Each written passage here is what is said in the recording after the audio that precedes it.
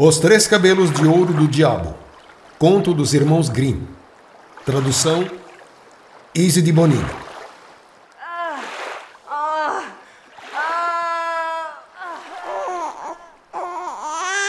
Era uma vez uma mulher muito pobre, que deu à luz um menino, e como este nascera, com o manto da sorte, previram que aos 14 anos se casaria com a filha do rei. Passado um tempo, o rei foi àquela aldeia disfarçado.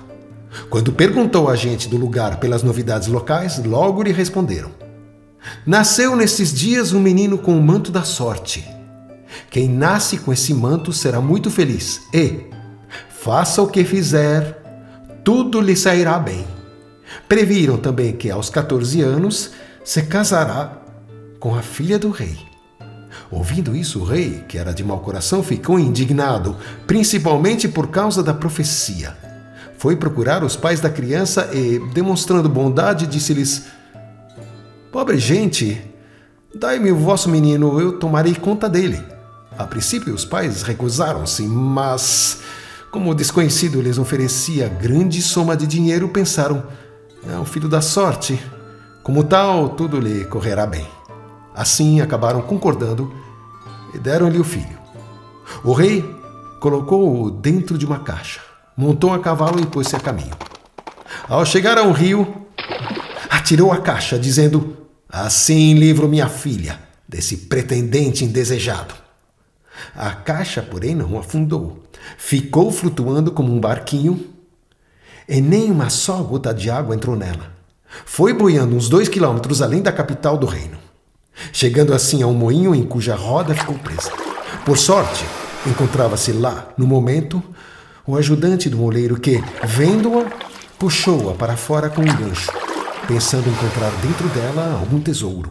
Mas, quando a abriu, encontrou simplesmente um belo menino, risonho e vivaz.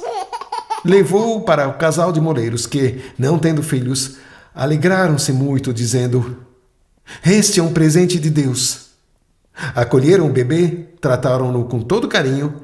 Ele cresceu feliz. Ora, aconteceu que um dia, durante forte tempestade, o rei teve de se abrigar no moinho. E vendo o menino, perguntou aos moleiros se era o filho deles. Não, é nosso filho adotivo, que há 14 anos apareceu dentro de uma caixa que ficou presa à roda do moinho. E nosso ajudante retirou-a da água. O rei, então, concluiu que não podia ser outro senão o filho da sorte, atirado por ele dentro do rio. Dirigindo-se aos moleiros, disse: boa gente, não poderia esse menino levar uma carta à sua majestade, a rainha? Eu lhe darei como recompensa 2 moedas de ouro. Será feito o que vossa majestade ordena, responderam os moleiros. Disseram ao menino que se aprontasse. O rei então escreveu à rainha uma carta com a seguinte ordem: assim que o rapaz portador desta carta chegar aí, quero que o matem e o enterrem. Faça-se tudo antes da minha volta.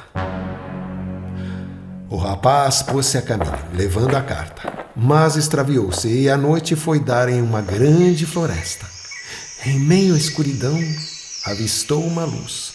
Caminhou em sua direção e chegou a uma pequena casa, onde viu uma senhora idosa sentada, sozinha, junto do fogo. Esta, ao ver o rapaz, assustou-se e perguntou: de onde vens? E para onde vais? Venho do moinho, respondeu ele, e vou levar uma carta à sua majestade, a rainha. Mas, tendo perdido o caminho, pensei em passar a noite aqui. Pobre rapaz, disse a velha. Veio para um esconderijo de bandidos. Quando chegarem e te virem, certamente te matarão. Venha quem quiser, respondeu o rapaz. Eu não tenho medo de ninguém. Estou tão cansado que não posso continuar a viagem. Deitou-se sobre um banco e logo adormeceu. Não tardou muito, chegaram os bandidos e, zangados, perguntaram quem era aquele desconhecido ali deitado. Oh, disse a velha, é um inocente menino que se perdeu na floresta. Recolhi-o por compaixão, pois vai levando uma carta à sua majestade a rainha. Curiosos, os bandidos abriram a carta para ler o que continha, e ao ver que era uma ordem para matar e enterrar o rapaz, assim que chegasse ao palácio, aqueles corações malvados tiveram pena dele. O chefe da quadrilha então rasgou a carta, escrevendo uma outra, na qual dizia que o rapaz, logo após a chegada, devia imediatamente casar-se com a princesa. Deixaram-no dormir sossegadamente até pela manhã. Quando acordou, deram-lhe a carta e ensinaram-lhe o caminho certo. Ao receber a carta, a rainha prontamente preparou o casamento. Mandou que se organizasse uma esplêndida festa e a princesa casou com o filho da sorte. Como era um rapaz bonito e gentil, sentiu-se alegre e feliz ao seu lado. Passado algum tempo, o rei voltou ao castelo e verificou que se realizara a previsão. O filho da sorte casara-se com a princesa, sua filha. Mas como pode acontecer isso? Perguntou. Na minha carta dei ordens completamente diferentes. A rainha então mostrou-lhe a carta recebida para que ele mesmo visse o que dizia. O rei leu-a e percebeu que tinha sido trocada. Perguntou ao rapaz o que acontecera e por que trouxera a carta trocada. Eu nada sei, respondeu o rapaz. Talvez tenha sido trocada enquanto dormia lá na floresta. Não te sairás tão facilmente desta, exclamou o rei enfurecido. Se quiser ficar com minha filha, terá de trazer-me do inferno os 3 cabelos de ouro do diabo. Quando me trouxeres o que exijo, então poderás ficar com a minha filha. Com isto, o rei pensava que se livraria de uma vez por todas do rapaz. Mas o filho da sorte disse-lhe: Está bem, irei ao inferno buscar os cabelos de ouro, pois não tenho medo do diabo. Despediu-se de todos e iniciou a longa caminhada. A estrada por onde seguia conduziu-o a uma grande cidade cercada de muralhas. E chegando à porta, a sentinela perguntou-lhe qual era o seu ofício e o que sabia. Sei tudo, respondeu o filho da sorte. Diga-nos então, por favor, por que é que secou o chafariz da praça do mercado, que antes jorrava vinho, e agora nem mais água jorra? Sabereis quando eu voltar, respondeu o rapaz. Continuou andando e chegou à porta de outra grande cidade. Ali também a sentinela perguntou-lhe qual era seu ofício e o que sabia. Sei tudo, respondeu ele. Diga-nos então, por favor, por que é que certa árvore de nossa cidade, que sempre dava maçãs de ouro, agora nem folhas dá mais? Sabereis quando eu voltar. Seguiu seu caminho, foi andando até a margem de um rio muito largo que devia atravessar. O barqueiro perguntou-lhe qual era seu ofício e o que sabia. Sei tudo, respondeu outra vez. Então diga-me, por favor, por que é que devo sempre ficar atravessando as pessoas de um lado para o outro, sem nunca parar para descansar? Saberás quando eu voltar. Depois de atravessar o rio, encontrou a entrada do inferno. Todo lá dentro era negro e cheio de fuligem. O diabo não estava em casa, estava apenas sua avó, sentada numa grande poltrona e não tinha aparência de má. Que desejas? Perguntou-lhe. Desejo os 3 cabelos de ouro do diabo, respondeu ele. Se não os conseguir, não poderei ficar com minha esposa. Estás pedindo muito, disse ela. Se o diabo te encontrar aqui, ele vai te matar. Mas como tenho pena de ti, verei se posso ajudar-te. Transformou-o numa formiga e disse-lhe: Agora esconde-te nas dobras da minha saia. Aí estarás seguro. Muito bem, exclamou o rapaz. Mas há também 3 coisas que gostaria de saber. Primeiro, por que é que secou um chafariz do qual costumava jorrar vinho e agora nem mesmo água jorra? Segundo, por que é que uma macieira que sempre dava maçãs de ouro agora nem folhas mais dá? Terceiro, por que é que um barqueiro deve sempre transportar as pessoas sem nunca parar? Essas são perguntas muito difíceis, respondeu a velha.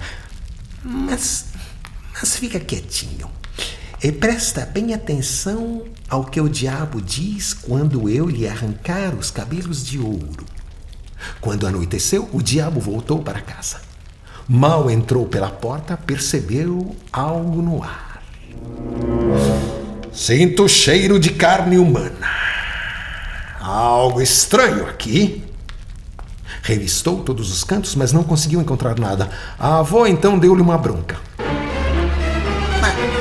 Agora mesmo acabei de varrer e arrumar a casa. E tu mal chegas, já te pôs a fazer desordens. Anda sempre sentindo cheiro de carne humana. Vamos, senta-te e come teu jantar. Quando terminou de comer e beber, o diabo sentiu cansaço e se deitou no colo da avó, pedindo-lhe que lhe fizesse cafuné. Não demorou muito e ferrou no sono, roncando tranquilamente. Então a velha pegou um cabelo de ouro, arrancou e guardou-o de lado. Ai! Ai! Gritou o diabo. Que é que está fazendo? Ah, tive um pesadelo, respondeu a avó. E sem querer, agarrei e puxei teus cabelos. O que sonhaste? Perguntou o diabo. Sonhei que um chafariz do qual sempre jorrava vinho secou, e nem mais água jorra. Por que será? Ah, se soubessem, disse o diabo. Há no chafariz um sapo, debaixo de uma pedra. Se o matarem, voltará a jorrar vinho. A avó recomeçou a fazer um cafuné. Ele adormeceu de novo, roncando de fazer estremecer os vidros. Ela então arrancou-lhe o segundo cabelo.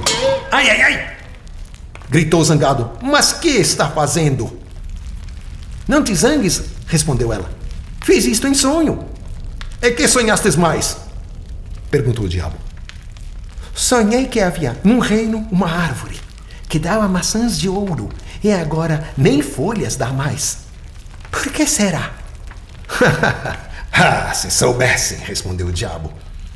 Há um rato que lhe está roendo a raiz, e se o matarem, voltará a produzir maçãs de ouro, mas se o deixarem lá, ela secará para sempre. A avó voltou a fazer-lhe cafuné, até que ele adormeceu e começou a roncar. Então agarrou o terceiro cabelo de ouro e arrancou. O diabo levantou-se de um pulo, gritando que não aguentava mais aquilo, mas ela conseguiu acalmá-lo e novamente disse: Que culpa tenho de ter maus sonhos? Que é que sonhastes ainda? Perguntou com certa curiosidade o diabo. Sonhei que um barqueiro queixava-se de ter sempre de ir e vir, sem nunca descansar. Por que será? O tolo, respondeu o diabo. Quando alguém quiser atravessar o rio, ele deve lhe entregar os remos. Assim o outro ficará sendo barqueiro, ele poderá descansar. Tendo arrancado os 3 cabelos de ouro e obtido resposta para as 3 perguntas, a avó deixou o velho Satanás dormir sossegado até a manhã do dia seguinte. Assim que ele saiu de casa, a velha tirou a formiga das dobras de sua saia, devolvendo-lhe o aspecto humano. Aqui tens os 3 cabelos de ouro, disse. E certamente ouvistes as respostas do diabo às tuas 3 perguntas. Ouvi sim, disse o rapaz, e as gravei na memória. Bem, agora não precisas de mais nada, disse a velha. Podes, portanto, seguir o teu caminho. O rapaz agradeceu contentíssimo a velha por tê-lo tirado das dificuldades e deixou o inferno, muito feliz por ter corrido tudo bem. Quando chegou à margem do rio, encontrou o barqueiro e disse-lhe: Leva-me primeiro para o outro lado, depois eu te direi o que deves fazer para descansar. Quando chegaram à outra margem, deu-lhe o conselho do diabo. Quando vier alguém e quiser atravessar o rio, dá-lhe os remos e vai embora. Tomou seu caminho até chegar à cidade, onde estava a macieira, e ali também a sentinela aguardava a resposta. O rapaz disse-lhe então o que ouvira do diabo: Matai o rato que está roendo as raízes da árvore, e ela tornará a dar maçãs de ouro. A sentinela agradeceu e presenteou-o com 2 jumentos carregados de ouro. Por fim chegou à cidade do chafariz seco. Repetiu a sentinela o que ouvira do diabo: Há um sapo debaixo de uma pedra, no fundo do chafariz. É preciso encontrá-lo e matá-lo para que torne a jorrar vinho em abundância. A sentinela agradeceu e deu-lhe outros 2 jumentos carregados de ouro. Finalmente, o filho da sorte chegou ao castelo e sua esposa ficou muito feliz por vê-lo e ouvi-lo contar como tudo lhe correra bem. Depois foi entregar ao rei o que este exigira: os 3 cabelos de ouro do diabo. Vendo, porém, os 4 jumentos carregados de ouro, o rei alegrou-se muito e disse: Agora que foram cumpridas todas as condições, podes ficar com minha filha. Mas diga-me, querido genro, de onde vem todo esse ouro?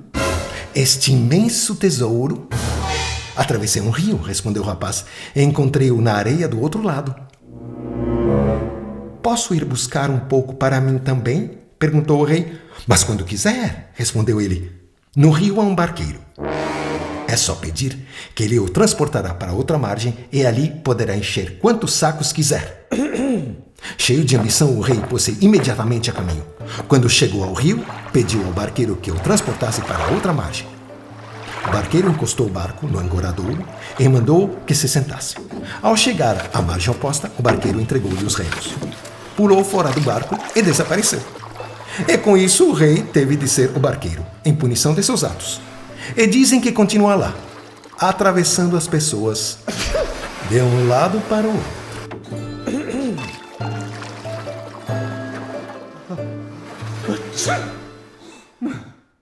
Se você gostar do nosso trabalho, inscreva-se no canal, dê um like, deixe seu comentário e aperte o sininho para ser informado sobre novos contos.